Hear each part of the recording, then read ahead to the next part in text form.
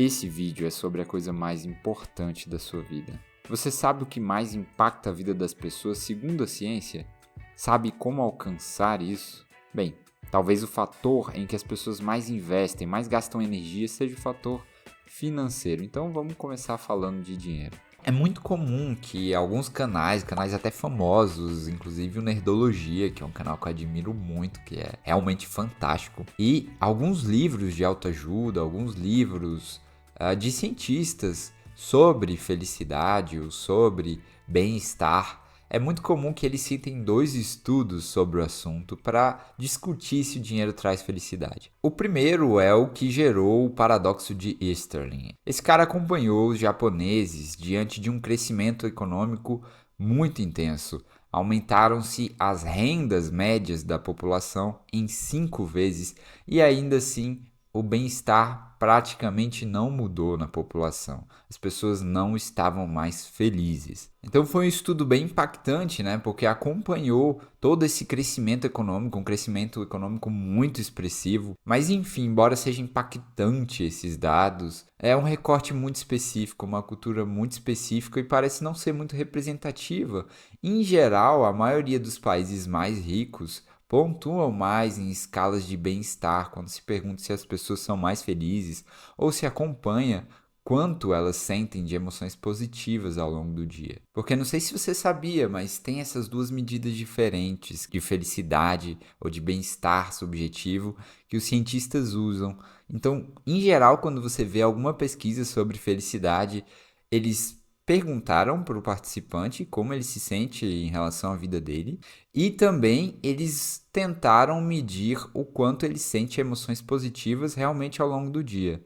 Eles acompanharam o quanto essa pessoa se sente feliz ou se sente bem ao longo do dia. Geralmente essas são 2 medidas diferentes, inclusive um estudo muito interessante, que é o estudo do Daniel Kahneman, que é um único psicólogo que já ganhou um prêmio Nobel, né? No caso, ele ganhou um prêmio Nobel de Economia. Não foi por causa desse estudo em si, mas ainda assim é um estudo muito interessante. Ele achou o seguinte: quanto mais as pessoas ganhavam dinheiro, mais felizes elas ficavam. Só que tinha um limite. Se você ganhasse até 31 mil reais por mês, você ficava muito feliz. Passando disso, não fazia muita diferença. E assim, já nesse estudo, o que ele achava? Não melhorava a vida da pessoa no sentido dela se sentir mais bem durante o dia a dia, mas o relato, como a pessoa avaliava a vida, ia melhorando conforme ela fosse ganhando mais, mesmo depois desses 31 mil reais por mês. Então, já tem um dado interessante para você. Em geral, as pessoas avaliam a sua vida como melhor quanto mais dinheiro elas têm e quanto mais dinheiro elas ganham. Mas aí surgiu esse estudo aqui. Na verdade, já existiam outros estudos questionando esse limite de 31 mil ou qualquer limite que seja, mas esse estudo aqui foi bem marcante. Ele observou que não tinha esse nivelamento, né? Então, as pessoas, quanto mais elas ganhavam, mais felizes, mais era o bem-estar subjetivo e cognitivo delas ao longo do dia, ou como elas avaliavam esse bem-estar. E aí, olha que legal, que interessante, isso é raro de acontecer, mas é muito bem visto. Os dois, tanto o Daniel quanto o autor desse estudo que mostrou um resultado diferente do dele, se uniram para fazer um estudo em conjunto para ver o que é que está acontecendo, por que a gente tem nesses 2 estudos fantásticos dados tão diferentes. E aí esse estudo dos 2 saiu agora em 2023 e trouxe um novo conjunto de evidências. E o entendimento atual agora é o seguinte: para os 20% das pessoas menos felizes, ou seja, você pega 100 pessoas, 20 pessoas menos felizes, as 20 menos felizes, para esses 20%, não adianta você injetar dinheiro na veia delas. Não adianta elas ganharem muito, muito, muito mais. Tem um limite para elas e elas não ficam mais felizes depois desse limite. Mas, para os outros 80%, quanto mais eles ganham, mais felizes eles ficam.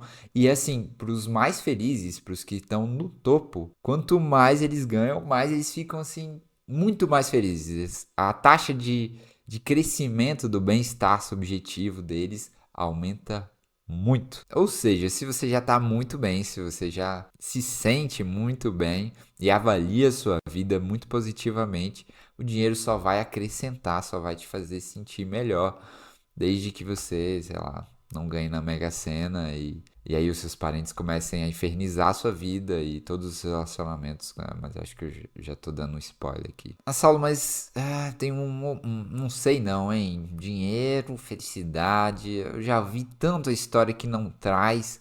Inclusive, um estudo que é muito comentado e talvez você já tenha ouvido falar é o estudo da adaptação hedônica, que mediu a diferença entre pessoas que ganharam na loteria, pessoas que não aconteceu nada demais na vida delas e pessoas que ficaram paraplégicas, né? Tiveram acidentes e realmente perderam os movimentos das pernas. E foram assim por cerca de umas 30 pessoas para cada grupo, mas é um estudo muito interessante porque é muito difícil você ter acesso a ganhadores de loteria, né? Então, se você parar para pensar, é um estudo que eles se esforçaram bastante ou tiveram aí, não sei, algum esqueminha.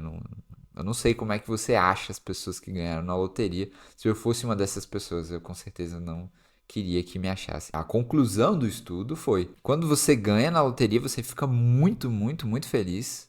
Só que com o passar do tempo, você volta a um estado muito similar de felicidade que você já tinha antes de ganhar na loteria. Talvez um pouquinho mais feliz do que antes, mas não muito, não faz tanta diferença. E da mesma forma, pessoas que passaram por um acidente e perderam movimentos de alguns membros, eles ficaram muito mal no momento do acidente, mas com o tempo voltaram a se sentir melhores e aí a felicidade ou o bem-estar voltou a níveis muito parecidos, talvez um pouco menores, com o que tinham antes. Só que tem um problema: esse estudo foi feito da seguinte forma: eles chegaram em pessoas que já tinham ganhado na loteria e em pessoas que passaram por esses acidentes e perguntavam para elas como você se sentia antes, como você se sentiu na época do acidente, como você se sente agora e como se sente, vai se sentir daqui a pouco, né? Daqui um tempo.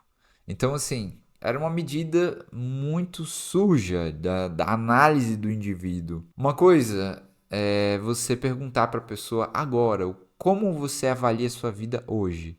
Outra coisa é você perguntar como você avaliava a sua vida no passado. E uma coisa ainda mais diferente, e é isso que o estudo fez, é você tinha mais emoções positivas durante o dia no passado do que hoje.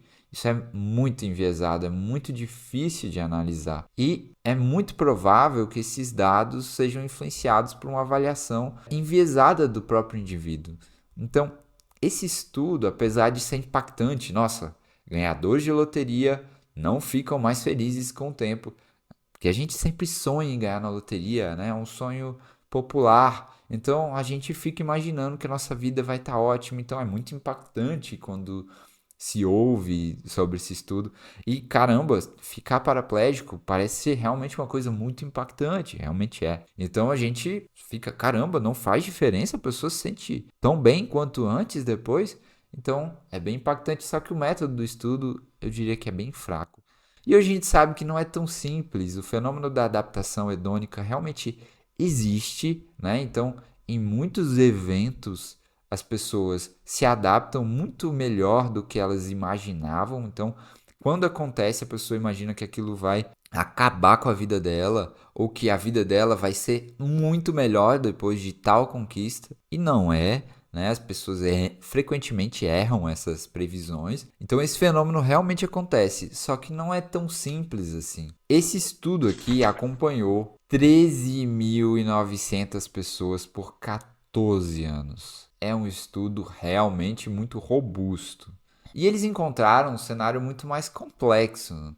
Eles perceberam que se alguns fatores estivessem juntos de outros fatores, a adaptação hedônica não ocorria ou ocorria mais rápido quando tinha certos fatores positivos junto de certos fatores negativos, certos eventos, né, no caso. E mais interessante para nossa conversa, eles encontraram que depois de separações, certas doenças e lesões muito graves e perda monetária, né? A pessoa perdendo muito dinheiro ou perdendo uma capacidade de ganhar recursos muito grande, né? Perdendo, por exemplo, um salário muito grande, não gerava adaptação hedônica. A tendência era que a pessoa não se adaptava a isso. Se ela não melhorasse a situação financeira dela, por exemplo, ela não ficava melhor com o tempo. E eles encontraram que uma mudança positiva na perspectiva financeira, ganhos monetários, gerava um crescimento de bem-estar contínuo.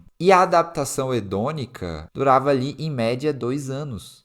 Então, você ficar 2 anos mais feliz é muito bom. Então, que venha mais dinheiro e você fique por 2 anos mais feliz e depois você se acostuma com o dinheiro. Ok, 2 anos, tá ótimo. Então, resumindo, o que a gente sabe hoje?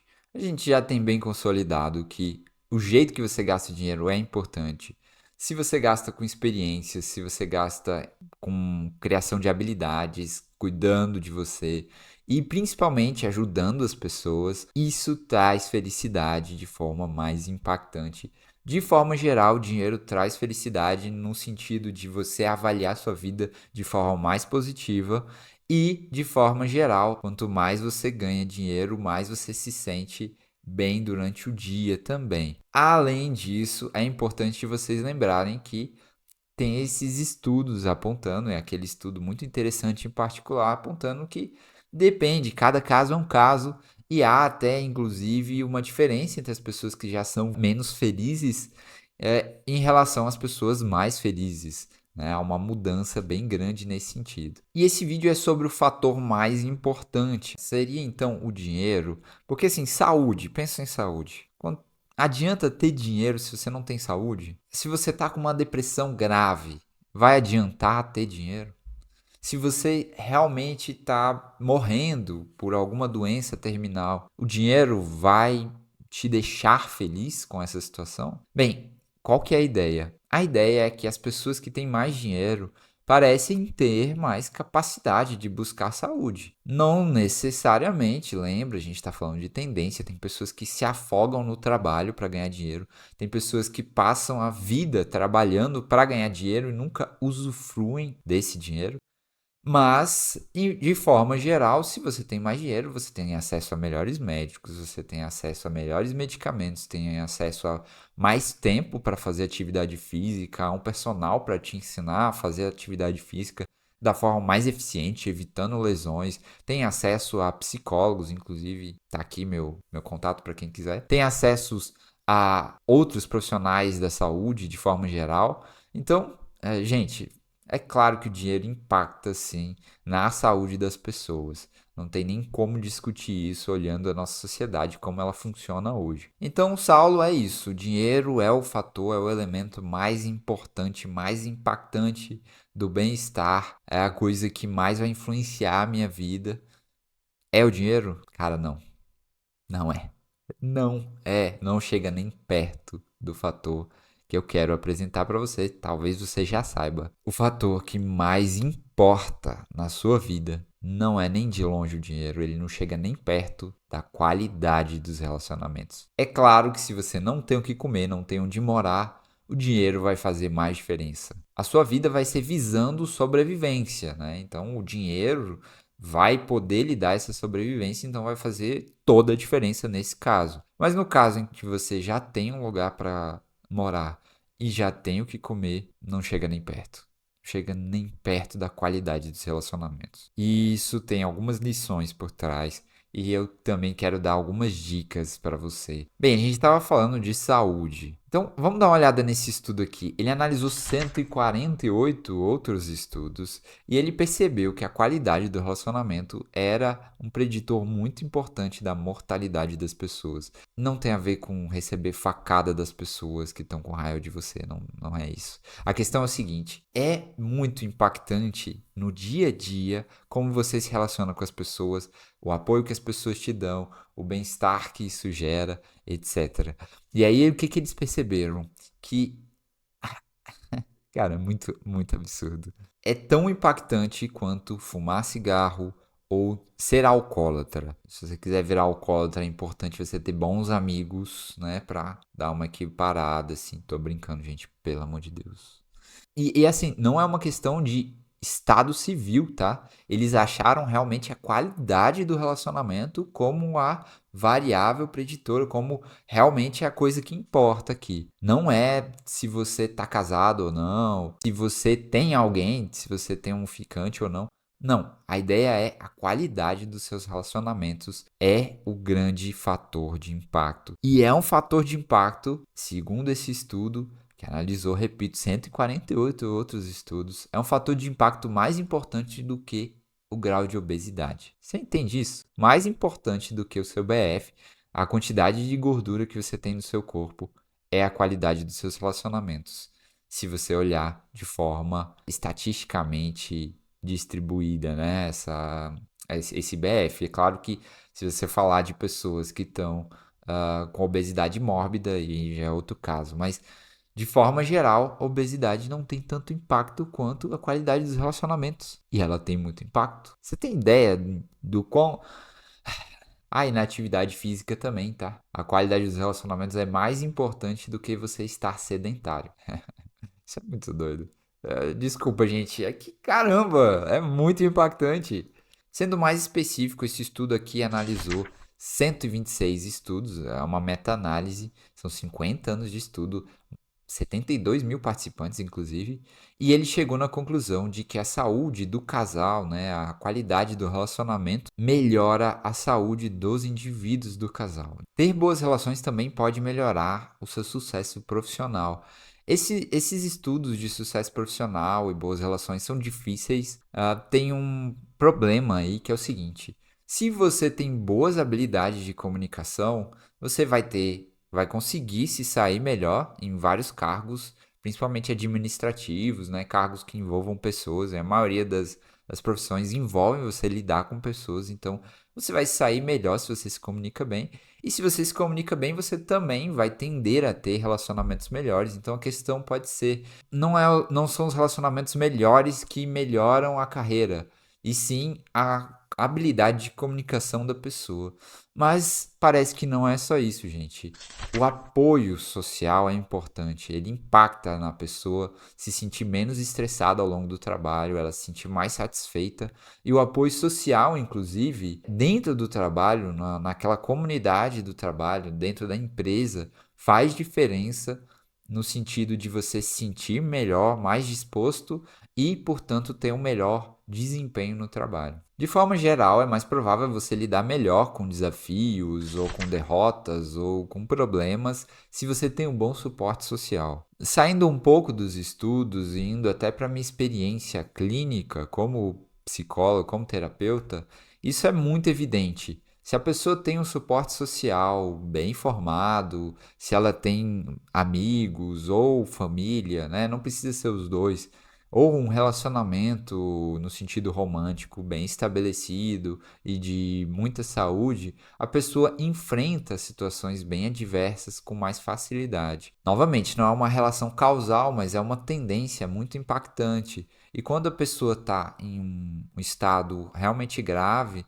a gente costuma avaliar a rotina da pessoa, porque estabelecer uma rotina é muito importante para ter um mínimo de ganho.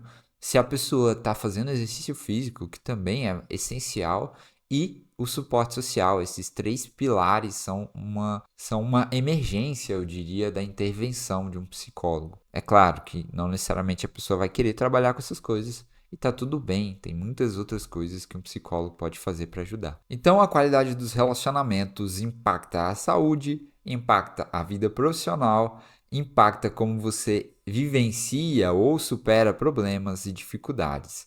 Mas e o bem-estar subjetivo e cognitivo, como você se sente ao longo do dia, como você avalia a sua vida? Será que impacta mais do que o dinheiro? E a resposta é um grande sim. Impacta muito, muito mais. Gente, é realmente o fator mais importante. Eu quero trazer um estudo muito interessante aqui para vocês. Vamos lá. Eu escolhi apresentar para vocês o que os estudos desse programa aqui de Harvard apresentam. Então, se você for nesse endereço aqui de internet, você vai achar esse programa de Harvard que tem muitos estudos acompanhando 724 homens desde 1938. Aqui parece que eles estão avisando que estão na segunda geração, eu ainda não dei uma olhada para ver o que isso quer dizer.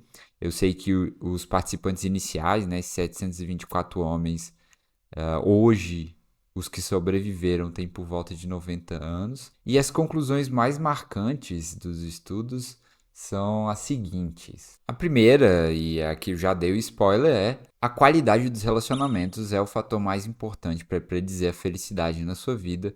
Inclusive, você pode ter muito dinheiro, mas se seus relacionamentos estiverem péssimos, você não estará bem. Segunda conclusão: a solidão é tóxica e estar bem conectado com amigos, familiares, com a comunidade de forma geral também é preditor de maior expectativa de vida, mais qualidade de vida, maior felicidade, tudo a ver com aquilo que a gente já falou. Terceiro, eles acharam que não tem a ver com a quantidade de pessoas na sua vida, com a quantidade de amigos, por exemplo. É realmente sobre qualidade. E quatro, relações estáveis protegem o cérebro. Por algum motivo, quanto mais relações você tiver nas quais você conta com a pessoa, sabe que elas são apoios constantes para você, que elas estarão ali para ti, mais a sua memória é preservada ao longo do envelhecimento, você fica com a memória mais afiada.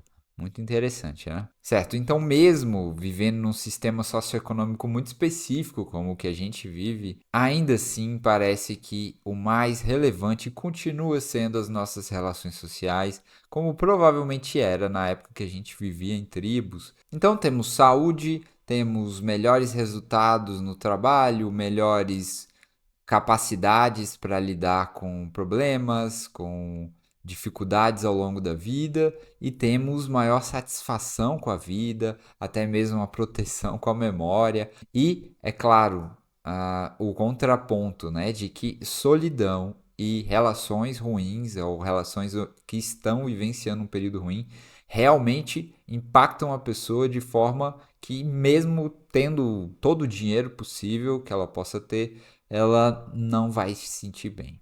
Então, as relações são um elemento mais importante na nossa vida. Eu não sinto dúvida nesse sentido, mas é claro, estou sempre aberto para questionamentos e outros pontos de vista. Comenta aí nos comentários se você acha que tem outros elementos na nossa vida que são mais importantes do que as relações e são mais influentes do que as relações, porque perceba, ela impacta várias áreas da nossa vida.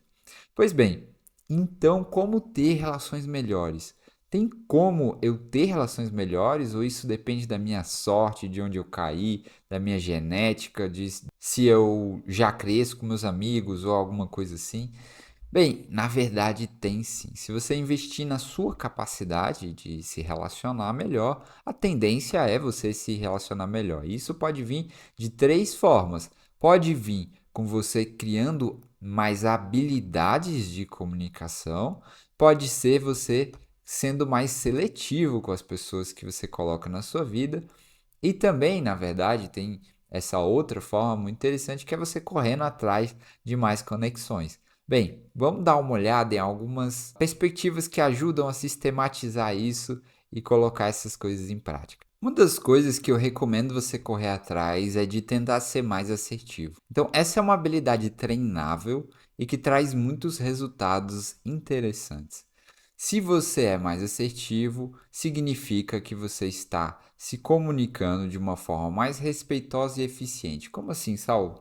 Bem, são dois pilares, então, da assertividade: a eficiência e o respeito dos direitos dos envolvidos. Que direitos?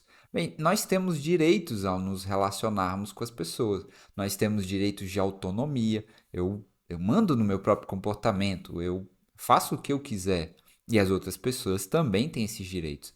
Eu tenho o direito de expressão das minhas vontades, das minhas emoções, desde que isso não interrompa ou elimine os direitos da outra pessoa.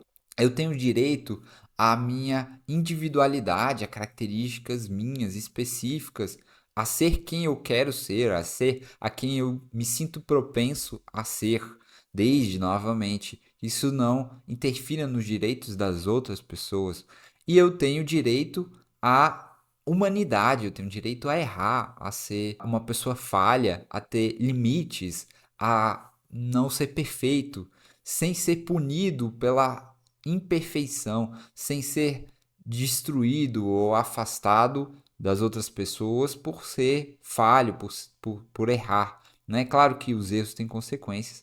Essa é uma questão que vale um vídeo inteiro, os direitos de humanidade que a gente tem nas relações. Mas é interessante você pensar por esse lado, né? As pessoas têm o direito de serem falhas, né? Se você não convive com isso, não respeita esses direitos, o relacionamento vai ser muito problemático. Pois bem, a gente tem essas quatro áreas de direitos nos relacionamentos, no mínimo, para dizer o mínimo, né? Que, é claro, são influenciadas pelo nosso recorte histórico, social, cultural, até mesmo regional. Talvez em algumas áreas as pessoas, infelizmente, não têm acesso a esses direitos nos relacionamentos. Mas o fato é que, em tese, nós os temos. Pois bem, se eu me comunico de uma forma que eu respeito os direitos da outra pessoa, ou seja, não impeço ela de vivenciar esses direitos, não destruo a possibilidade dela vivenciar esses direitos, não manipulo ela psicologicamente para que ela não exerça esses direitos. E se eu usufruo os meus direitos sem invalidá-los, sem colocá-los para baixo, sem dizer, não, eu sou bobo, né? Por que eu estou fazendo isso? Não, você tem o direito, por exemplo, de fazer um pedido ou de dizer que não gostou de uma coisa específica, sem dizer que as suas emoções, seus pensamentos são inferiores ou algo do tipo. Então, se eu respeito tanto a outra pessoa quanto eu estou então me comunicando, provavelmente de forma assertiva, pensando apenas nessa coluna do respeito. E há a coluna também da eficiência. A ideia da assertividade é você tentar passar a comunicação, tentar passar a mensagem que você quer passar de uma forma que aumente a probabilidade de você ser escutado. Isso é maravilhoso, né? Porque existem outras posturas de comunicação e essas outras posturas de comunicação não necessariamente têm essa postura de eficiência. Elas têm posturas de controle, de tentativa de fazer com que a pessoa faça exatamente o que você quer, como é o caso da postura agressiva, ou de agradar as pessoas apenas, como é a postura passiva, de evitar conflitos, e a passivo-agressiva, que pega um pouquinho dos dois, que é evitar o conflito direto, mas também não quer que a pessoa fique confortável naquela situação que está acontecendo. Então eu dou aquela indireta e tal. Claro que eu vou ter mais vídeos sobre isso. Esse é um tema muito rico. Além de buscar um pouco mais disso e se autodesenvolver nesse sentido, tem outra coisa que a gente pode fazer, que é selecionar melhor os nossos relacionamentos e você pode tentar achar alguns critérios para isso. Esses critérios podem ser extremamente pessoais. Crie os seus próprios critérios baseados com a sua experiência de vida. Provavelmente você já faz isso, mas eu queria te apresentar a ideia de você tentar dar uma olhada se as suas necessidades emocionais estão sendo atendidas. Às vezes a gente cria certas formas de relacionamento e se a pessoa encaixa naquela forma e a gente está se divertindo com a pessoa, pronto, já é o suficiente. Mas a pessoa não supre as nossas necessidades, ou até pior, ela faz com que a gente fique numa verdadeira seca em relação a essas necessidades. Vou citar dois exemplos de necessidades emocionais. Nós temos uma necessidade de se sentir seguro, por exemplo, protegidos, tanto fisicamente, mas aqui, mais importante para a gente, quanto emocionalmente. Esse sentimento de segurança não é, claro, determinado pela outra pessoa. A outra pessoa pode ser ótima nesse sentido, mas você frequentemente se sente inseguro por causa de alguma coisa no seu passado. Você fica enlaçada em alguma crença, alguma perspectiva sobre você mesmo, ou sobre o futuro, ou sobre como as pessoas vão agir com você, que te deixa muito inseguro, insegura. Ok, aí é uma coisa a você trabalhar, né? Não depende só da outra pessoa te deixar seguro. Mas há certas pessoas que nos deixam muito inseguros pela forma instável que elas vivenciam a vida, que elas vivenciam o relacionamento. Algumas pessoas frequentemente demonstram ser instáveis, elas não demonstram ser confiáveis, elas usam de violência psicológica, elas não dão o mínimo pra gente suprir as nossas necessidades de segurança e proteção. E nesses casos, não vale muito a pena investir nessas pessoas. Por mais que você esteja apaixonado, há uma possibilidade de você se afastar e esperar essa paixão passar. É claro que isso não é fácil, é complicado, etc. Eu quero te mostrar uma outra perspectiva, talvez uma perspectiva que você não tenha visto por aí, porque a gente vê muitas frases motivacionais de autoajuda, de autocuidado, mas elas não sistematizam nada pra gente. Tá, como é que eu posso me proteger de pessoas abusivas, por exemplo?